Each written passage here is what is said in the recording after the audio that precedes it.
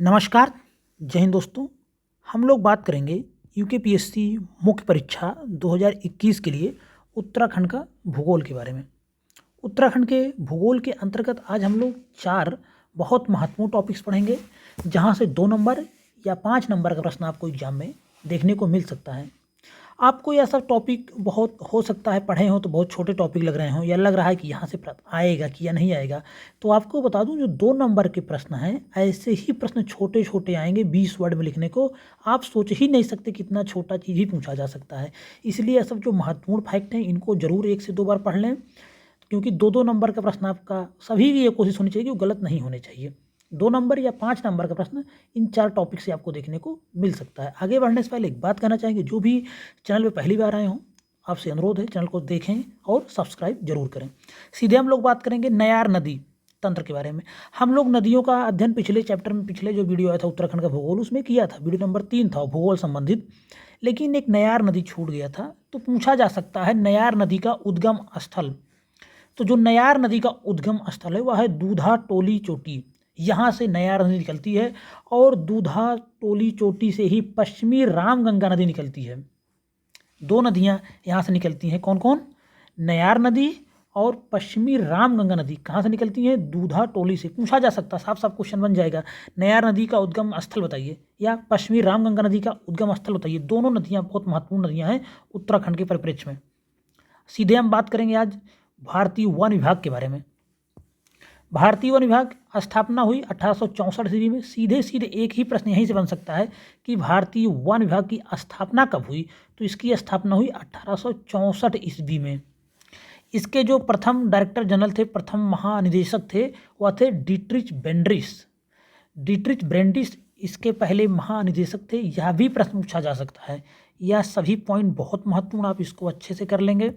1864 में imperial forest service की स्थापना की गई। इसी भारतीय वन विभाग को इंपीरियल फॉरेस्ट सर्विस की स्थापना की गई, जो आज हम लोग देखते हैं इंडियन फॉरेस्ट सर्विस। पहले हुआ था इंपीरियल फॉरेस्ट सर्विस। तो 1864 में स्थापना हुई और 1867 से एग्जाम वगैरह इसका लिया जाने लगा भर्ती के लिए, जो कि उस समय क्योंकि भारत अंग्रेजों का गुलाम था, तो सब कुछ ब्रिटेन में ही होता था, इंग्लैंड में ही होता था इसका एग्जाम वगैरह। ट्रेनिंग वगैरह सब वहीं होती थी। इंडिया में कोई ट्रेनिंग नहीं होती थी। ट्रेनिंग वगैरह जर्मनी लोग चले जाते, ट्रेनिंग के लिए भेजे जाते थे। तो इस तरह से 1864 डेट याद रखेंगे। भारतीय वन विभाग की स्थापना और इंपीरियल फॉरेस्ट सर्विस की स्थापना हुई। अब हम बात करेंगे भारतीय वन अधिनियम 1865 के बारे में। पहला अधिनियम यही आया, पहला एक्ट 1865 में, जबकि अंग्रेजों द्वारा लाया गया, जो कि वनों के ऊपर रेगुलेशन लगाने का यहीं से काम शुरू हुआ 1865 से। तो वन सरकार के अधिकार में अब आ गए। पहले क्या था कि लोग वनों को काटते थे, बहुत प्रकार की वहाँ खेती करते थे, तो वनों का अंधाधुंध दोहन हो रहा था। अंग्रेजों ने देखा कि ये तो बहुत ज़्यादा वन काटे जा रहे हैं।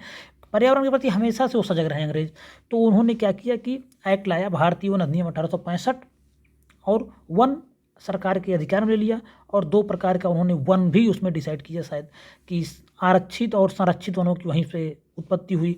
और 2 चीज़ें उत्तराखंड के परिप्रेक्ष्य में याद रखेंगे। 1868 ईस्वी कुमाऊं में वन विभाग की स्थापना हुई। 1868 ईस्वी में कुमाऊं में वन विभाग की स्थापना हुई। 1869 में गढ़वाल में वन विभाग की स्थापना हुई। तो 1868 और 69 में कोई कन्फ्यूजन नहीं होना चाहिए। 1868 69 से 1 कम है, तो कुमाऊं भी गढ़वाल से 1 शब्द छोटा है। तो 1868 पहले कुमाऊं देन गढ़वाल में। इस तरह से आप इसको दिमाग में एडजस्ट कर लेंगे। अब हम बात करेंगे राष्ट्रीय वन अधिनियम 1878 के बारे में। इमारती जो लकड़ियाँ होती हैं, टिम्बर लकड़ी जो होता है, उस पर टैक्स लगाना शुरू किया गया। महत्वपूर्ण प्रश्न यहाँ से भी आ सकता है कि टैक्स की शुरुआत लकड़ियों पर कब हुई? तो राष्ट्रीय वन अधिनियम 1878 के द्वारा इमारती लकड़ियों पर सबसे पहले टैक्स लगाना शुरू किया अंग्रेजों ने।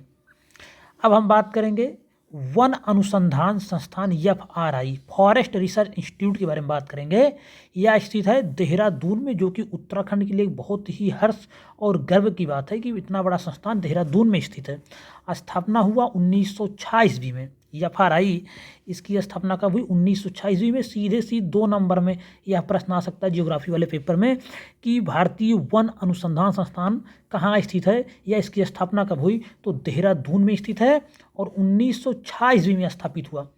आपको बता दूं एक बात और, इसका PDF आपको मिल जाएगा @TechIS टेलीग्राम चैनल पे, वहाँ जाके आप इसका PDF प्राप्त कर सकते हैं। उसके बाद हम बात करेंगे भारतीय वन अधिनियम 1927 के बारे में। वनों को इसने 3 भागों में बांट दिया। कौन कौन? आरक्षित वन जो कि एकदम रेगुलेट थे, वहाँ पे अन्य लोगों का जाना, जो भी जंगल के कर्मचारी थे फॉरेस्ट के, उनके अलावा किसी बाहरी को वहाँ पे जाना कुछ करना अलाउ नहीं था। संरक्षित वन, यहाँ पे आप जा सकते हैं और जो भी पशुचारण वगैरह होता है यहाँ पे करवा सकते हैं। ग्रामीण वन, जो ग्रामीण लोगों के वन होते हैं जिसमें ग्रामीण अपना लकड़ियाँ वगैरह चुनते हैं जाके, तो यह सब ग्रामीण वन के अंतर्गत आते हैं। ये संरक्षित वन में भी आप जा सकते हैं, अपने काम कर सकते हैं, लेकिन आरक्षित वन में जाना पूरी तरह से प्रतिबंधित था। तो 3 प्रकार के वनों को बांटा गया। भारतीय वन अधिनियम 1927 के बारे में अगर लिखने को आ जाए 2 नंबर में, तो आप इसको लिख सकते हैं। वनों को, इसके द्वारा वनों को 3 भागों में बांटा गया: आरक्षित वन, संरक्षित वन, ग्रामीण वन। एक और पॉइंट आप इसमें डाल सकते हैं, वनों के संरक्षण का उपाय यहाँ पे विस्तृत किया गया, तभी वनों को इन 3 सेक्टर में डिवाइड किया गया। बात करेंगे भारतीय वन संशोधन अधिनियम 2017 के बारे में। तो यह 1927 के जो एक्ट था उसमें संशोधन करता है, और जो बांस था, बांस को वृक्ष श्रेणी से हटाकर घास की श्रेणी में रखा गया, वह बांस पर लगने वाले टैक्स को समाप्त कर दिया गया। तो ये प्रश्न आपको 100% देखने को मिल सकता है कि भारतीय वन संशोधन अधिनियम 2017, क्योंकि 2016 PCS के बाद ये मुख्य परीक्षा होने जा रही है, तो इसमें हो सकता है यह संशोधन पूछा जाए। तो क्या संशोधन किया गया 1927 में? ये बहुत चर्चा में भी रहा है। तो बांस को पहले वृक्ष श्रेणी में था, तो बांस काटते थे तो फॉरेस्ट वाले आ जाते थे, चाचा लोग, भैया काटेगी। वो वृक्ष श्रेणी में था तो वृक्ष काटना तो आप लोग जान ही रहे हैं प्रतिबंधित है। तो क्या था कि उस पर बहुत ज़्यादा मतलब कि कालाबाजारी होती थी बांस की, इसीलिए सरकार को लगा कि यार ये बांस को अगर हम वृक्ष श्रेणी से हटा दें तो किसानों को खासकर काफ़ी फायदा होगा। तो घास की श्रेणी में इसे डाल दिया गया। अब इसे किसान काट सकता है, बेच सकता है, कोई चाचा नहीं आएंगे रोकने की कौन क्या कर रहा है, कौन क्या नहीं कर रहा। वह बांस पर लगने वाले सभी प्रकार के टैक्स को समाप्त कर, क्योंकि बांस को घास की श्रेणी में डाल दिया गया, वृक्ष है ही नहीं, तो इस पर किसी प्रकार का टैक्स अब नहीं देना है ग्रामीण जनता को, यह सब समाप्त कर दिया गया। यही एक मेजर चेंज था भारतीय वन संशोधन अधिनियम 2017। उस समय वन मंत्री थे डॉक्टर हर्षवर्धन सिंह। यह सब जानते रहिए, कुछ भी आप लिख सकते हैं अगर 50 वर्ड में लिखने को आ गया तो। उसके बाद हम लोग बात करते हैं वन नीति के बारे में, जो होगा हमारा तीसरा पॉइंट। राष्ट्रीय वन नीति आनी शुरू हुई कब से, इसका पहले उद्देश्य जान लेते हैं राष्ट्रीय वन नीति का। तो वनों से अधिक राजस्व प्राप्त करना इसका उद्देश्य था। किसका? नेशनल फॉरेस्ट पॉलिसी का जो उद्देश्य था, वनों से अधिक राजस्व प्राप्त करना। भारत की जो पहली वन नीति आई वह आई थी 1894 में, अंग्रेजों द्वारा लाई गई। 1894 में पहली वन नीति, 1894 डेट याद रखेंगे, पूछा जा सकता है कि भारत की पहली वन नीति कब आई। तो 1894 में आई। बार बार प्रीलिम्स वगैरह में तो ये सब बार बार पूछे ही गए हैं, आप लोगों ने देखा होगा, क्योंकि उत्तराखंड में उतना PCS मुख्य परीक्षाएं नहीं हुई है, लेकिन जो भी आप जब लोअर परीक्षा देखें, मुख्य परीक्षा FRO देखें, तो वहाँ पर यह सब प्रश्न बार बार आए हुए हैं। तो भारत की पहली वन नीति 1894। प्रीलिम्स के लिए तो सारे फैक्ट महत्वपूर्ण हैं। एक महत्वपूर्ण फैक्ट पिछली वीडियो का छूट गया था, इसको देख लेंगे। बेनीताल झील चर्चा में रहती है, यहीं पर जो नंदा देवी मंदिर है वह स्थित है। नैनीताल जिले का नंदा देवी मंदिर कहाँ स्थित है? बेनीताल झील में। उसके बाद हम बात करेंगे राष्ट्रीय वन नीति 1952, जो कि आज़ादी के बाद स्वतंत्र भारत की पहली वन नीति थी, और भारत सरकार द्वारा इसे लाया गया, भारत सरकार द्वारा बनाई गई। अभी तक ब्रिटिश सरकार काम करती थी, लेकिन यह भारत सरकार द्वारा बनाई गई पहली वन नीति है। बहुत महत्वपूर्ण है। यहाँ से प्रश्न तो हमेशा मुख्य परीक्षा में आए हुए हैं। अगर UP PCS की बात करें या किसी अन्य स्टेट PCS की बात करें या किसी वनडे एग्जाम्स की बात करें, तो राष्ट्रीय वन नीति 1952 याद रखना है, सन इसका याद रखना है। यह 2 नंबर में पूछा जा सकता है। इसके उद्देश्य 5 नंबर से लेके 8 नंबर में पूछे जा सकते हैं। तो उद्देश्यों की अगर इसके हम बात करें तो वनों से अधिक उपज प्राप्त करना, वनों में पशुचारण पर नियंत्रण, देश के कुल भूभाग के 33% हिस्से पर वन हो ऐसा इसमें जिक्र किया गया। पहाड़ी क्षेत्रों में 66% के आसपास रखा गया। मानव निर्मित वन क्षेत्र को बढ़ावा देना, प्राकृतिक संपदा का संरक्षण करना, यह सब इसके उद्देश्य थे। और पर्यावरण का संरक्षण करना एक महत्वपूर्ण उद्देश्य था। इसी वन नीति के तहत वनों को 3 भागों में मुख्यतः बांट दिया गया। संरक्षित वन, राष्ट्रीय वन, ग्रामीण वन। संरक्षित वन पूरी तरह वन विभाग के संरक्षण में रहेगा। राष्ट्रीय वन में आर्थिक दृष्टिकोण से सारे काम किए जा सकते हैं और ग्रामीण वन में अपना ग्रामीण लोग एग्रीकल्चर क्या बोलते हैं उसके, मतलब कि लकड़ी वगैरह जो उनको आवश्यकता होती है जाके काट पीट सकते हैं। तो ग्रामीण वन में सही प्रकार के वन शामिल हैं जो आपके घर के आसपास पेड़ पौधे होते हैं, हालांकि वो ट्री में शामिल हो जाते हैं, लेकिन ये भी उसमें शामिल हो सकते हैं जो गाँव में आप छोटे मोटे बाग बगीचे देखते हैं। यहाँ भी आर्थिक क्रियाएँ ग्रामीण लोग करते ही हैं। हम बात करेंगे राष्ट्रीय वन नीति 1988 के बारे में। उद्देश्य अगर इसकी बात करें तो वनों की सुरक्षा, संरक्षण, वन क्षेत्रों का विकास करना, पर्यावरण का पारिस्थितिक संतुलन की स्थिरता और रखरखाव सुनिश्चित करना मुख्य उद्देश्य था किसका, राष्ट्रीय वन नीति 1988 का। क्योंकि इससे पहले पर्यावरण संरक्षण अधिनियम भी आ चुका था, एक्ट आ चुका था 1986 में। उसके बाद पर्यावरण पर बहुत बातें होनी शुरू हो गई। तो जो राष्ट्रीय वन नीति आई 1988, इसमें पर्यावरण का पारिस्थितिक संतुलन की स्थिरता और रखरखाव सुनिश्चित करना भी मुख्य उद्देश्य में रखा गया। उसके बाद हम बात करेंगे राष्ट्रीय वन नीति 1998 में आई।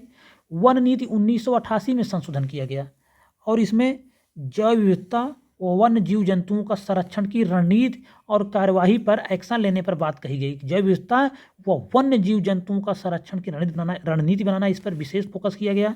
बंजर स्थानों पर वन रोपण की बात कही गई। इसमें राष्ट्रीय वन नीति 1998 में जो बंजर स्थान पड़े हुए हैं देश भर में, उन पर भी वन रोपा जाए और वन अनुसंधान को बढ़ावा देना, वनों पर रिसर्च को बढ़ावा देना भी इस पर फोकस किया गया राष्ट्रीय वन नीति 1998 में। तो यह 3 उद्देश्य आप लिख सकते हैं, 4 उद्देश्य अगर आ जाए 5 नंबर में तो। उसके बाद हम बात करेंगे चौथा जो हमारा पॉइंट होगा यह है उत्तराखंड राज्य वन नीति। पहला प्रश्न यहीं से आता है कि उत्तराखंड राज्य वन नीति कब आई, तो यह आई है 2001 में। उत्तराखंड राज्य गठन के तुरंत बाद आई है। उद्देश्यों की अगर हम बात करें तो जो इसके प्रमुख उद्देश्य हैं, प्रदेश की जैव विविधता व वन्य जीव जंतुओं का संरक्षण करना। प्रदेश की जैव विविधता व वन्य जीव जंतुओं का संरक्षण करना इसका मुख्य उद्देश्य है। प्रदेश के वन क्षेत्र व वन उत्पादन में वृद्धि करना। प्रदेश के वन क्षेत्र व वन उत्पादन में वृद्धि करना इसका एक और महत्वपूर्ण उद्देश्य था। तथा ग्रामीण लोगों के लिए लकड़ी व चारा व जरूरतमंद उत्पादों को बढ़ावा देना, यह सब भी इसकी बहुत महत्वपूर्ण उद्देश्य थे। तो आप यहाँ से 5 नंबर का अगर प्रश्न आता है तो इतना लिख के आपका काम हो जाएगा। 50 वर्ड में आता है। एक आध पॉइंट और उसी में अगर ऐड करना चाहें तो कर सकते हैं। पर्यावरण का संरक्षण करना, यह सब जैव विविधता का संरक्षण की बात हो ही चुकी है। तो यह सब उत्तराखंड राज्य वन नीति 2001 के महत्वपूर्ण फैक्ट थे। इसको आप देख लीजिए, इतना आप लिख देंगे, 5 नंबर का प्रश्न आपका पर्याप्त हो जाएगा। 5 नंबर के ऊपर इसका प्रश्न नहीं आएगा। 2 नंबर या 2 नंबर में तो यही आ सकता है कि उत्तराखंड राज्य वन नीति कब आई थी, तो 2001 ईस्वी में आई थी। वीडियो यहीं पे समाप्त हो रहा है। इसमें आपने देखा उत्तराखंड राज्य वन नीति, राष्ट्रीय वन नीति 1952 से लेके आपने देखा। उसके बाद आपने देखा नयार नदी, भारतीय वन विभाग, इन सभी के बारे में आपने देखा। बहुत महत्वपूर्ण टॉपिक का सब है, जहाँ से प्रश्न प्रीलिम्स में चाहे जो यूकेपीएससी 2023 होने जा रही, वहाँ तो इसमें प्रश्न हर हाल में देखने को मिलेगा। और जो मुख्य परीक्षा होने जा रही है 28 जनवरी से, यहाँ भी आपको 2 नंबर से लेकर 5 नंबर के प्रश्न आपको देखने को मिल जाएंगे। वीडियो पे समाप्त हो रहा। आपसे अनुरोध, अगर वीडियो पसंद आया है तो वीडियो को लाइक करें और चैनल को सब्सक्राइब जरूर करें। धन्यवाद।